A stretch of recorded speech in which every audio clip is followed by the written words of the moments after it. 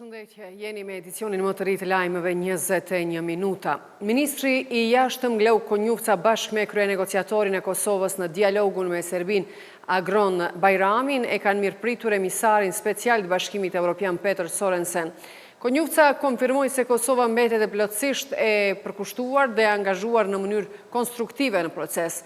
Ishte kënaqësi të mirëpresim Peter Sorensenin në ambasadën tonë në Bruksel për një diskutim të strukturuar mbi avancimin e dialogut për normalizimin e marrëdhënieve me Serbinë. Së bashku me kryenegociatorin ton Agron Bajramin, riafirmuam se Kosova mbetet plotësisht e përkushtuar dhe angazhuar në mënyrë konstruktive në këtë proces me synimin e qartë për ta përmbyllur atë përmes njohjes reciproke, ka shkruar Konjufca në X.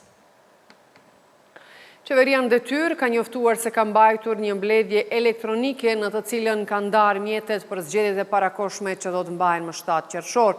Në njoftimin e zyrës së kryeministrit thuhet se është miratuar kërkesa e Komisionit Qendror të Zgjedhjeve dhe për zgjedhje janë ndarë 10.887.186 euro.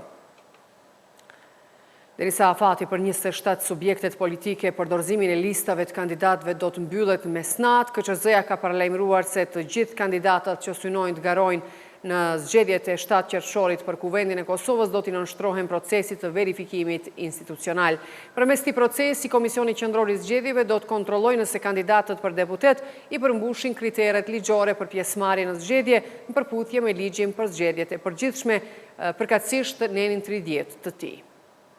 Kuadër të përmbushjes së obligimeve ligjore që kanë të bëjnë me përshtatshmërinë apo aftësinë e kandidatëve për certifikim, Komisioni Qendror I Zgjedhjeve do të dërgojë institucioneve relevante kërkesat për verifikim së bashku me listën e kandidatëve që synojnë të certifikohen për pjesëmarrje në këtë zgjedhje, me qëllim të vlerësimit nëse ata janë në përputhje me nenin 30 të ligjit për zgjedhjet e përgjithshme. Në këtë mënyrë, KQZ ka vepruar edhe në proceset e kaluara zgjedhore. Në mesin e institucioneve, nga të cilat KQZ do të kërkojë verifikim të kandidatëve, është edhe Këshilli Gjyqësor I Kosovës. Në nenin 30 të ligjit për zgjedhjet e përgjithshme theksohet se kandidat nuk mund të jetë një person nëse është dënuar në 3 vitet e fundit me vendim gjyqësor të formës së prerë për vepër penale me 1 ose më shumë vjet burgim efektiv. Andaj, për zbatimin e këtij kriteri ligjor, KQZ-ja do të kërkojë nga KGK verifikimin e listës së kandidatëve për të konstatuar nëse ndonjëri prej tyre bie ndesh me këtë kufizim. Partia e Drejtësisë dhe Balli Kombëtar kanë nënshkruar marrëveshje parazgjedhore me Lidhjen Demokratike të Kosovës për të garuar bashkë në zgjedhjet e 7 qershorit. Marrëveshja është nënshkruar nga kryetari Lumir Abdigjiku duke u bërë të ditur nga LDK-ja se Partia e Drejtësisë do të garojë në listën me Ferit Aganin, ndërkaq Balli Kombëtar me Alban Hotin. Partia e Drejtësisë dhe Balli Kombëtar kanë vendosur që në këto zgjedhje të mbështesë këto procese pozitive dhe të jap kontributin e saj maksimal në funksion të suksesit të përbashkët politik dhe shtetëror, thanë në ceremoninë e nënshkrimit të bashkëpunimit. Kryetari Partisë Social-Demokrate Dardan Molliçaj ka thënë se në zgjedhjet parlamentare të 7 qershorit po garojnë për të kaluar pragun të zënë vend në opozit. Pas aksionit simbolik të PSD-s përballë Kuvendit Kosovës, ku ish presidenti Vjosa Osmani u paraqit si kali I Trojës, Molliçaj ka thënë se opozita nuk po ofron alternativë për qytetarët, por po synon vetëm më shumë pushtet dhe poste në qeverinë e ardhshme. Molliçaj ka shtuar se Osmani e ka poshtruar LDK-n e sërish po kthehet me simbolikën sikurse kali I Trojës. Ky bashkim është lidhje puro e interesit për pozita të 2 individëve që e kanë kapur këtë parti. Tash ju me të drejtë keni me pyet, po çka intereson Partisë Social-Demokrate, çështja e LDK-s. Absolutisht na intereson. Kosova vun që 5 vjet s'ka opozitë. Kosova vun nga njerëz të cilët sa kanë qenë institucione I kanë shërby kryeministrit me pikë e me presje. Dhe Kosova nuk e ka luksin, Kosova nuk guxon dhe nuk duhet të rizgjidh njerëz të cilët kanë plane për pozitat veta. Madje nuk janë nin as për partitë. As për partitë të cilat po shkojnë, I kanë abuzu, I kanë poshtru dhe po kthehen tamam me simbolikën sikurse kali I Trojës, e ju e dini çka I ka ndodhur Trojës kur e fut kalin brenda. Kthimi që u trompetu me të madhe I Vjosa Osmanit në LDK I ka 2 probleme shumë të mëdha. E para është një mashtrim I madh publik, sepse Vjosa Osmani nuk është kthy fare në LDK. Vjosa Osmani përdor LDK-n si trampolin për potencialisht naj pozitë tashme në institucionet e Kosovës. Qysh edhe u mur vesh Sheshazi, ajo nuk është antare LDK-s, e mori një grup për një 20 veta, po i qën listën e LDK-s dhe po ripërdor LDK-n edhe njëherë. E dyta, ne besojmë që me këtë qasje, ma shumë i shkon simbolika e kalit të Trojës, sepse LDK-ja ma shumë se sa po bashkohet, po ndohet rishtazi. Ulëmtues të Institutit Demokratik të Kosovës e përfaqësues të partive politike janë bërë bashkë për të diskutuar rreth punës së legjislaturës së 10 Kuvendit Kosovës. Me këtë rast u publikua edhe raporti monitorues i IKD-s për punën e kësaj legjislature. Raporti nxjerr në pa mungesën e transparencës, kufizimin e debatit parlamentar dhe sfidat që kanë përcjell punën e legjislaturës së 10 të Kuvendit të Kosovës. Procesi i formimit të qeverisë u karakterizu nga mungesa e theksuar e transparencës, deputetët dhe opinioni publik nuk patën asnjë informacion paraprak për përgërjen e kabinetit, ndërsa zgjerimi i tij u bë pa një arsyettim të qartë. Në vend të një programi të plot qeverisës u paraqet një ekspoze e shkurtër, duke kufizuar seriozisht mundësinë për debat dhe llogaridhjen në një moment të kësh për vendin. Për akuzat për procedurat të përshpejtuara, qeveria dhe shumica parlamentare kanë vepruar me një ritëm të shpejt për shkak të nevojës për vendimarrje efikase dhe jo me idenë për të shmangur demokraci. Çdo projekt ligj që ka kaluar në institucionet përkatëse dhe asnjë vendim nuk është marrë jashtë rendit kushtetues. Asnjë nga ato premtimet e mëdha që paraqiten në ekspoze nuk kishin në buxhet. Pra kishin një shkputje totale mes asaj që ka paraqiti kryeministri në ekspoze dhe buxhetit që e solli në kuvend për votim. Kemi votuar të gjitha marrëveshjet ndërkombëtare pa asnjë kurzim, pa asnjë konsultim paraprak. Vetëm kemi thënë në parim jemi për të mirën e qytetarëve. Janë mbi 1 miliard euro asistencë që Kosova do t'i përfitojë, ku LDK-ja i ka votuar të gjitha marrëveshjet ndërkombëtare. Legislatura e vetë e ka nisë punën në mrapsht edhe përfundoi edhe më mrapsht.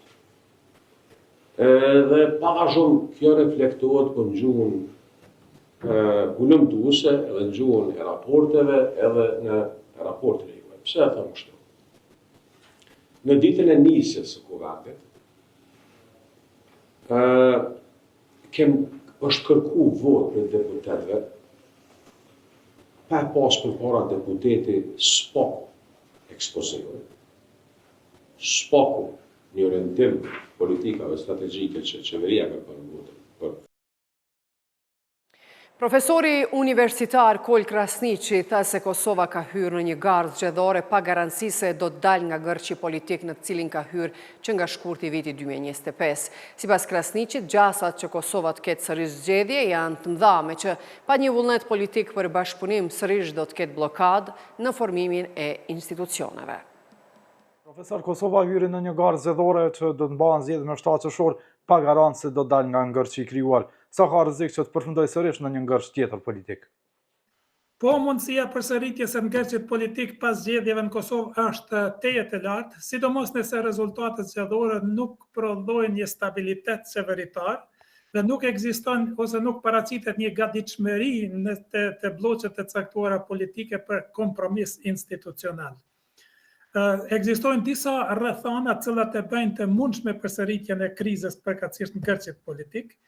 Dhe njëra prej tyre është fakti se asnjë subjekt politik nuk e besoj se mund të arrijë në shumicën stabile parlamentare përmes cilës do të ketë mundësinë që të konstituojë në mënyrë të pavarur institucionet e sidomos të zgjedhja e presidencës, e cila kërkon do të thotë 80% e votave të gjithë pjesëmarrësve në seancën parlamentare. E dyta, ekzistojnë edhe një polarizim i madh politik mes fraksioneve aktuale, të cilat natyrisht e bën të mundshëm, e bën real dhe të mundshëm përsëritjen e këtij ngërçit politik.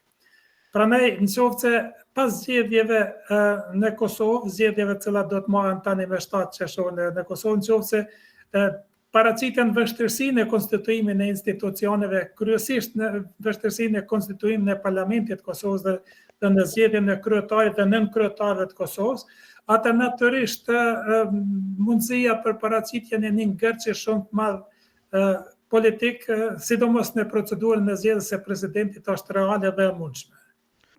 Objektivi Kurtit për 60%, sa e rrezikshme është kjo kërkesë e tij dhe çfarë po duhen atij 60% të votave apo të ulseve në kuvend?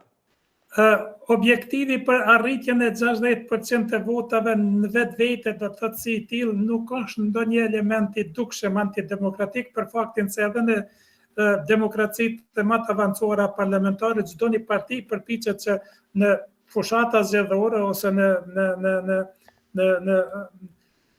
proceset e ndryshme zgjedhore të arrijë sa më tepër rezultat, mënyrë që të konstituojnë në mënyrë krejtësisht pavarur institucionet e veta dhe qeverisë në mënyrë stabile. Mirë po, këtu të ne është një problem krejtësisht tjetër se kemë të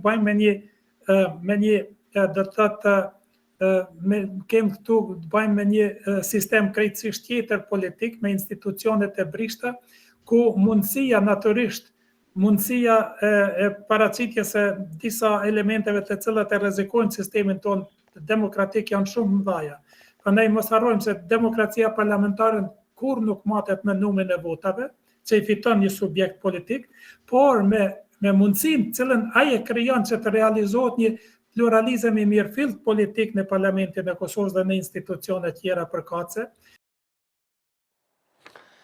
Analisti politik Afrim Kasolli tha për Radio Televizioni 21 se kërkesa e lëvizjes vetëvendosja dhe liderit të saj Kurti për një rezultat zgjedhor prej 60% zgjedhjet e 7 qershorit është shantazh politik për subjektet e ish opozitës, por edhe për vetë qytetarët në Kosovë. Sipas tij Kurti, një strategji të ngjashme kishte përdorur edhe në zgjedhjet e dhjetorit, kur kërkonte 500.000 vota, megjithatë tashmë situata ka ndryshuar dhe se atë kohë Kosova vërtet ishte në prag të kolapsit ekonomik si shkak i mosmiratimit të buxhetit. Zotri Kasolli, Kosova përfundoi në zgjedhje pa garancë se do të dalë nga ngërçi politik. Sa ka rrezik që të futemi sërish në një ngërç tjetër politik, me që gjasat janë që asnjë nga subjektet politike mos mund të arrijë të formojë institucionet e vetme. Po nëse ju referohemi do thotë edhe deklarimeve politike të liderëve politikë dhe shenjat janë të qarta që këto zgjedhje nuk është se do të japin zgjidhje për ngërçin kryesor politik që e ka Kosova aktualisht, zgjedhjen e presidentit të vendit, të cilat duhet të ketë pakte në procesin e votimit 2/3 e deputetëve të kuvendit Kosovës. Prandaj nuk janë edhe të rastishme që pikërisht këtë fakt kryeministri Kurti ka filluar ta përdor si një lloj shantazhi, të them kështu, ndaj partive opozitare, ndaj qytetarëve të Kosovës, mbase e vetmja mundësi që vendi të zhbllokohet nga këto kriza permanente, ciklike që po e zvarrisin vendin dhe që po e sfilisin, atëherë është vetëm ai nëse i fiton 60%. Pra ai në një anë transmeton mesazhin që nëse nuk e merr këtë numër të trupit elektoral të qytetarëve të Kosovës, nuk është i gatshëm që të bëjë kompromise politike me temën e presidentit, madje ka paralajmëruar se do të ketë zgjedhje të reja pas këtyre zgjedhjeve, këto i quhen vetëm prelud për zgjedhjet e ardhshme, por në anën tjetër po ashtu dëshiron të shfaqet para qytetarëve të Kosovës se vazhdon të jetë viktime komploteve të partive opozitare, përpjekjeve të tij permanente për kompromis politik dhe se po ashtu pas përfundimit të zgjedhjeve nuk do t'i ndalë angazhimet e tij me subjekte tjera parlamentare në drejtim të kërkimit e të gjetjes një solucioni për një kandidat konsensual.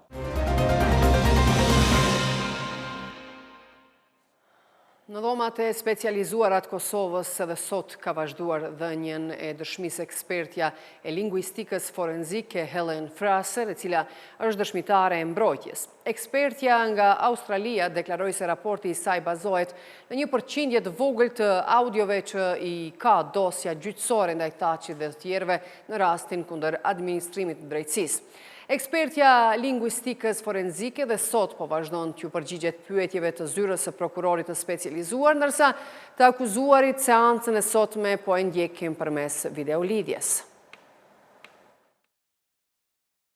Gjatë marrjes në pyetje, prokurori specializuar e pyetje ekspertën e lingvistikës forenzike Helen Fraser nëse mbrojtjes së Hashim Thaqit i kishte dorëzuar ndonjë verzion paraprak para raportit final, dhe ajo konfirmoi se kjo kishte ndodhur. Më pas, prokurori Joshua Hafetz tha se ekspertja Helen Fraser kishte analizuar vetëm 8 audio incizime, më pak se 3% materialit total. A i theksoi se kjo do të thotë se ajo nuk ka njohuri për 97% pjesës tjetër të dosjeve audio, gjë me cilën Fraser u pajtua. Në raportin tuaj thuhet se keni marrë në total thjesht 8 audio, dosje me audio, që është më pak se 3%. Përgjigje, s'kam bërë llogarit, po në rregull. Pyetje, po, kështu mund të jetë. Përgjigje, po. Pyetje, pra, përveç nëse ka dhe dosje të tjera audio që keni marrë dhe keni dëgjuar, por si keni shënuar në raportin tuaj. Atëherë bie që ju nuk dini asgjë lidhur me 97% e mbetur. Dëshmitarja e mbrojtjes më tej deklaroi se pretendimet e raportit të saj janë të bazuara në materialin e vizitave të 3 dhe 6 shtatorit 2023 që janë bërë në qendrën e paraburgimit në Hag. Këto material kam pasur në dispozicion dhe më është thënë që këto materiale ishin përfaqësuese. Unë nuk kam parë materiale tjera, kështu që përfundimet e mia i kam mbështetur në këto 2 vizita. Ndërsa në pyetjen e ZPS-s lidhur me atë nëse transkriptuesi i tyre ka qenë objektiv dhe a ka shënuar mirë tingullin e zhurmës së letrës, këtë më pas e konfirmoi vetë ekspertja.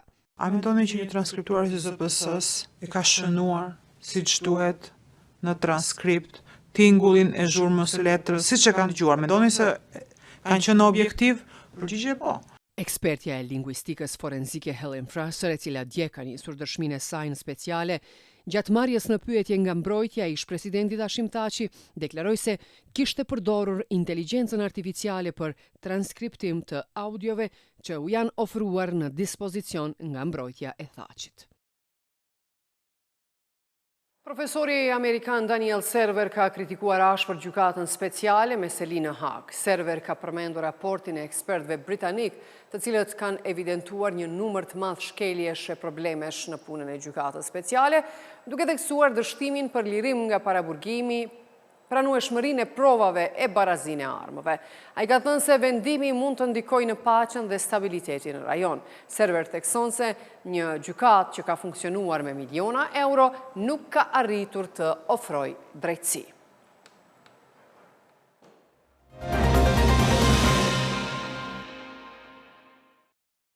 Prokuroria themelore në Pej ka ngritur akt akuzë ndaj 12 personave të dyshuar për veprat penale, keq përdorimi pozitës zyrtare apo autoritetit zyrtar, manipulim me prova, legalizim i përmbajtjes rreme dhe dhënje rishfeti lidhur me dyshimet për pajisje të kundërlidhshme të kandidatëve me patent shofer në Pej.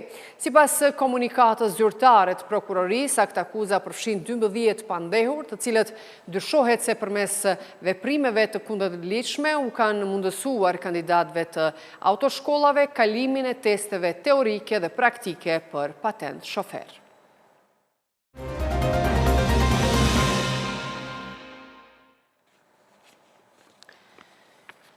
Në rrugët plot ritëm në Prishtinë, ku autobusët lëvizin pa ndalur mes lagjeve dhe qendrës së qytetit, çdo ditë nis herët punën, edhe një konduktore grua që është bërë fytyrë e njohur për shumë udhëtar. Me uniformën e saj, buzëqeshjen e qetë dhe komunikimin e afërt me qytetarët, Naile Grainca është kthyer në simbol të përkushtimit në transportin urban të kryeqytetit. Reportazh i Antigona Buçanit. Puna e një kondukteres Naile Grainca në trafikun urban të Prishtinës nuk është gjithmonë e lehtë. Ka ditë me tollovi, me trafik të rënduar dhe me lodhje të mëdha. Por ajo thot se komunikimi me njerëzit ja bën profesionin më të veçantë. Në autobus takon çdo ditë histori të ndryshme, punëtor që nxitojnë drejt punës, student me libra në duar dhe turistë që zbulojnë Prishtinën për herë të parë. Gjithmonë je shumë pozitive me udhëtar, të shoh shpesh në këtë linjë. Na trego si është dita sot për ju? Për mua çdo ditë janë të njëjta, janë shumë të veçanta, me kënaqësi e bëj këtë punë, edhe mbaroj ditën me shumë kënaqësi. Si është e bashkit punë femër, me qenë se ne nuk kemi pësu me pa konduktere në Kosovë femër? Për mua është një ndirë dhe një privilegj që jam pjesë e trafikut urban si konduktere. A është gjithmonë ka që lodhshme me trafik? Po zdi, kur unë punoj me zemër, së më duket e laqë. Që sa ku punon si konduktere? Që një vit, me 2 qershor bëj një vit në trafik urban. A je Prishtinës, apo je... Jam nga Ferizaj, po jetoj në Prishtinë. Do me thanë vjenë dhe e mban familjen me qëtër. Po. A të pëlqen puna me njerës, çka të ka shtymu në bëhë konduktere? Unë i du njerëzit, i du çdo krijet Zotit, përandaj dhe kam pranu t'jem një konduktere, që të kam komunikim sa ma shumë me njerëzit, t'jep dashuri, t'jep fjallë të mira, t'jep pozitivitet.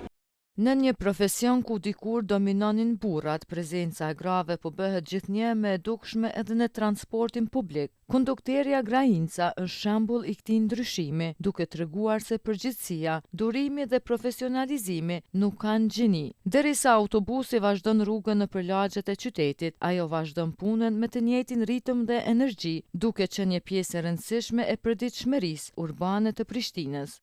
Cila është linja ma e qetë ose ma e vështirë që të vjen? Linja ma e qetë është një oja për aeroport, po mbase e bëj këtë punë me kënaqësi, për mua janë të gjitha të mira, të gjitha linjat. Po a punon çdo ditë apo me ndrime? Punojnë një javë para dite, një javë mbas dite. Po a të kam vetë diçka që kemi na tregu neve diçka interesant sa e kanë kondukterë ose sa i e kondukterë të punon? Ka shumë gjëra të mira që kam e tregu. Na tregoni. Është për shembull kur unë ju ndihmoj pleqve me shumë krenari dhe një ditë një grua e moshuar ishte shumë keq me shëndetin dhe mua për fat mirë mu gjatë një shishe me ujë, edhe ajo pa shishen me ujë edhe ajo ndi mirë nga ajo shishe. Do me thonë me një pak mundet njëri me bo shumë. Po në një moment ma të cikletshëm a ke pas? Jo, që me thonë diçka me seksu, jo. Po femrat si të presin ty? Shumë mirë, çdo ditë kam marrë komplimente nga të gjitha gjinijat, faleminderit, i falenderoj të gjithë. Edhe çka e ke një mesazh për të gjitha femrat tjera? Që me punë arrisin gjithçka dhe me një zemër të mirë, me një shpirt të mirë. Qytetarët thonë se me praninë e kondukterëve gra në autobus urban ndihen më të lirë dhe me rehat. Sipas tyre kjo ka sjellë një atmosferë më të qetë dhe më të këndshme në transportin publik. Po sigurisht është më lehtë, është edhe komunikimi, edhe qasja, edhe femër është pak më lehtë, me u marrë vesh, me u kuptu, unë mendoj që është më lehtë. A mendon që duhet femnat më shumë u kyç në këto profesione? Po, sigurisht që po. Është të profesion që mundet edhe femra me u kyç edhe me zhvillu këtë profesion. Po më mirë me pas më shumë, se njëjtë. Kohëve të fundit në Prishtinë është vërejtur një rritje grave konduktere në autobuset e trafikut urban në kryeqytet. Ato po bëhen gjithnjë e më të pranishme në këtë profesion, duke treguar përkushtim në shërbim të udhëtarëve dhe duke sjellë frymë të re në transportin publik.